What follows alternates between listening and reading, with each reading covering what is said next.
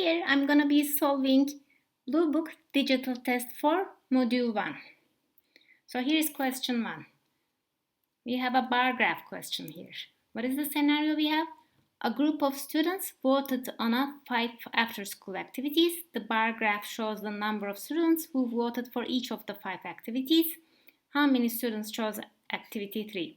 So this question tests our knowledge of how to read a bar graph. So what's going on here? On the x-axis we have the 5 activities, no? And on the y-axis we have the number of students who chose that activity. They're asking us for the number of students who chose activity 3. So on the x-axis we go to activity 3 and now we go to the corresponding y-axis. So it's slightly above that, no? So the number of students who chose activity 3, it's in this interval, no? Between 35 and 40. Looking at the choices, between 35 and 40, there's only one option, no? That is choice B, and we're done here. Question 2. What percentage? So let's say X percentage. So we're trying to find this, no? What percentage of means always multiplication, of 300 is equality of multiplication is equality is 75. So we have this one equation, one unknown. X is the unknown, so we are going to solve for that. So I'm going to divide both sides of the equation by 300. So we get X percent equals 75 over 300. Now let's simplify. Let's divide the numerator and the denominator by 3. So we get 25 over 100. So X percent equals 25 over 100, which is 25%. No? So X percent is 25%. That is choice A. And we are done.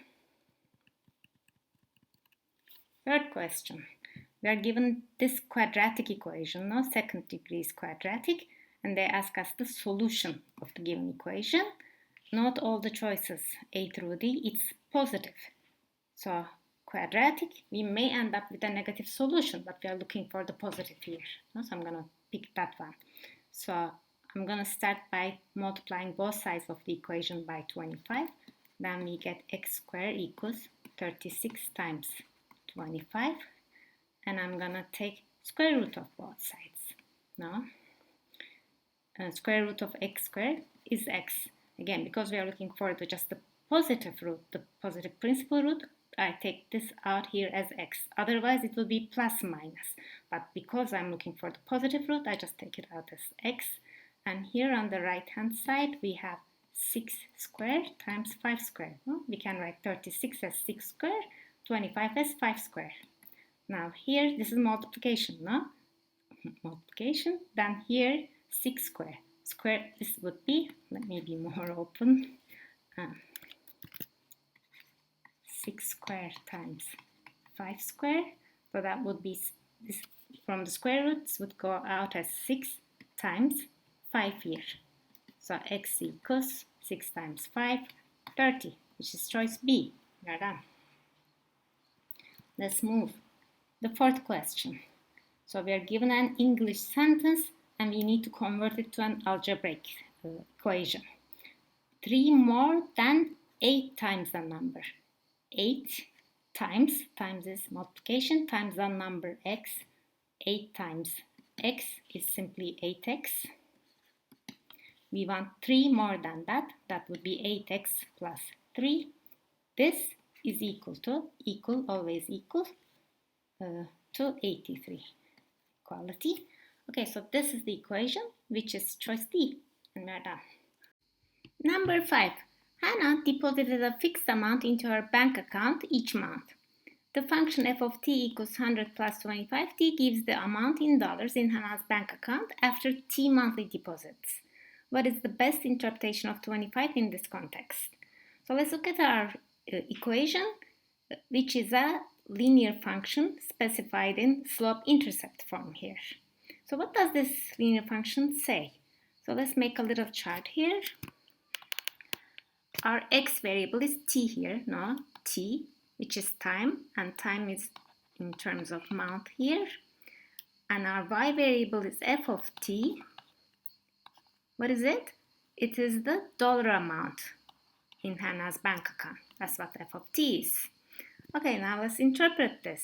When t takes value 0, what is f of t? Plug in 0 here. 25 times 0, 0, 100 plus 0 is 100. So what does this say? At the beginning of time, when Hannah didn't deposit anything into her bank account, there was already $100 in the bank.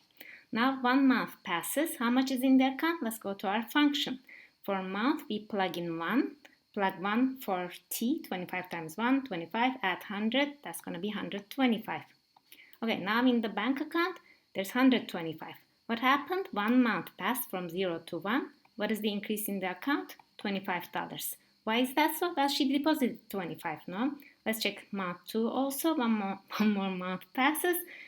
Plug in 2 for t, makes 50 here, plus 100, 150. No? 1 month passes again. What is the increase from first month to second month?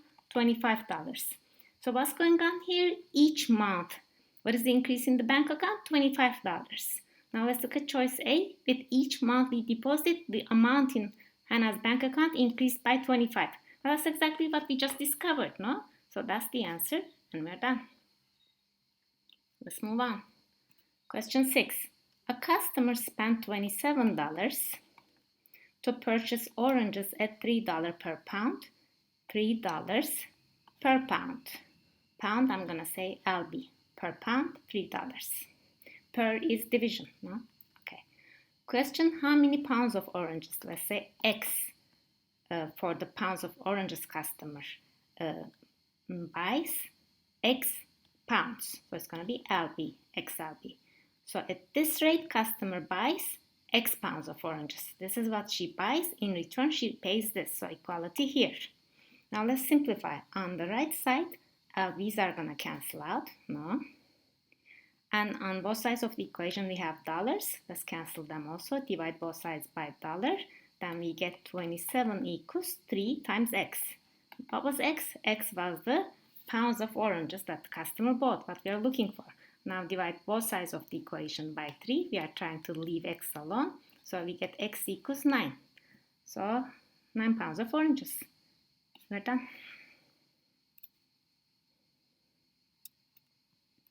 Number 7.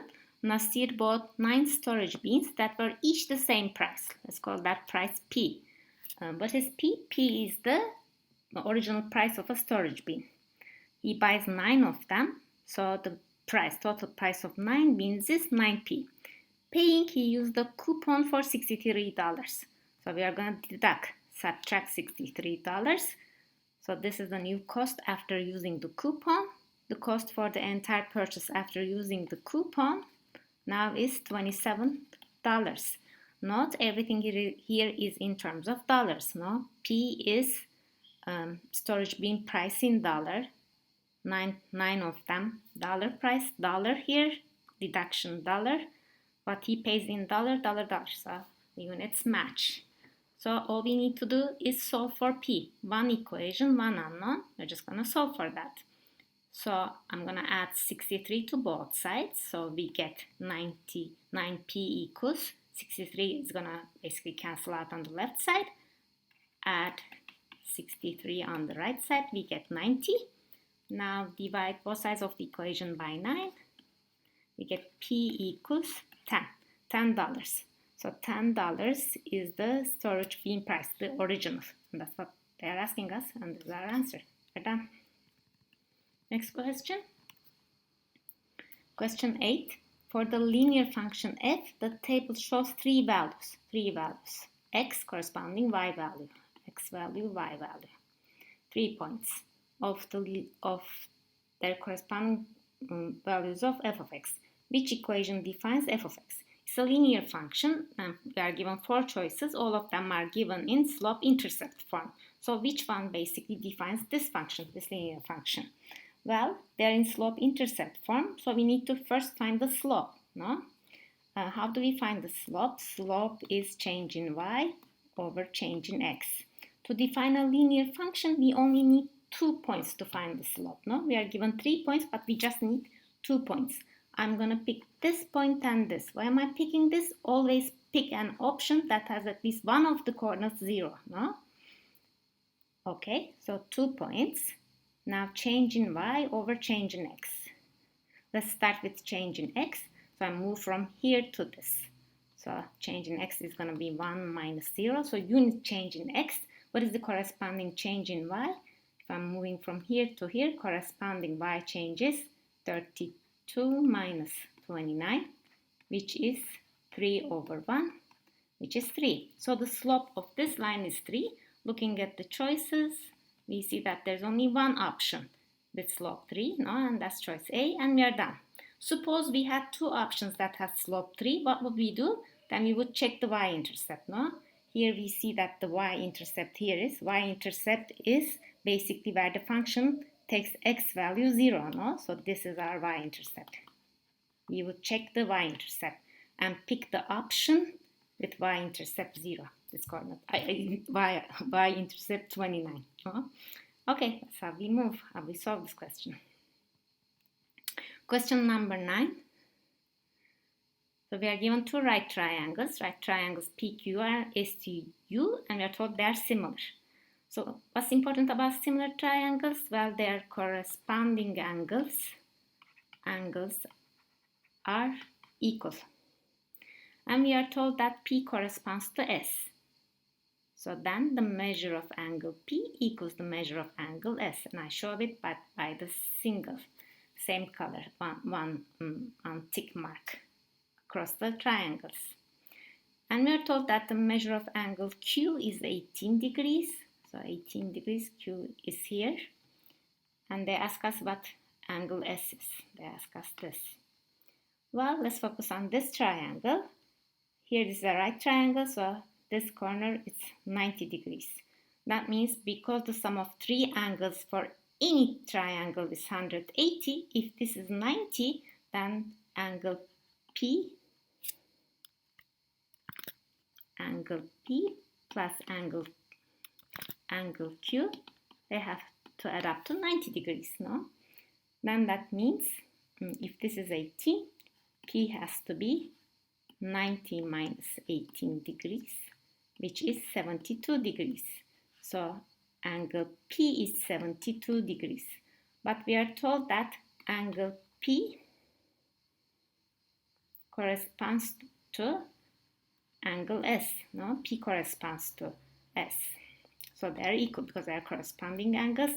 If angle P, we just found that to be 72 degrees, then angle S is 72 degrees also, which is choice B, and we are done.